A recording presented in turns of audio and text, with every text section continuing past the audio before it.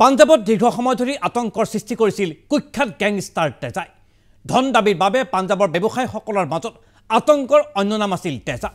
সঘনে ডকাইতি কৰি সকলো শ্ৰেণীৰ লোকক আতংকগ্ৰস্ত কৰি ৰাখিছিল গেংষ্টাৰটোৱে। গেংৱাৰৰ বাবু কুখ্যাত আছিল তেজা। প্ৰতিদ্বন্দ্বী গেঙৰ কেইবাটাও সদস্যক হত্যা কৰিছিল তেজাই। কিন্তু 100 গৰু মাৰিলে বাকুৰু বৰত। সেয়াই হ'ল তেজাৰ সৈতে। আইনৰ চকুত আৰু ধূলি মাৰিব নোৱাৰিলে তেজাই। দক্ষ এনকাউণ্টাৰ স্পেচিয়েলিষ্টৰ গুলীত শেষ নিশ্বাস ত্যাগ কৰিব লগা হ'ল দুৰ্ধৰ্ষ গেংষ্টাৰটোৱে। বুধবাৰে পাঞ্জাবৰ ফতেহপুৰ চাহিব জিলাৰ ৱাছি পাথানত আৰক্ষীৰ সংঘৰ্ষত নিহত হ'ল 3টাকৈ দুৰ্বৃত্ত।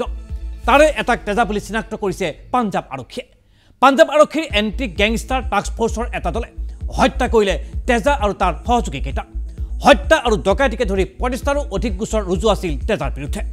তেজা আৰু তাৰ গেঙে যোৱা 8 জানুৱাৰীত ফিল্ডত এজন আৰক্ষী কনিষ্টবলক গুলীয়াই হত্যা কৰিছিল।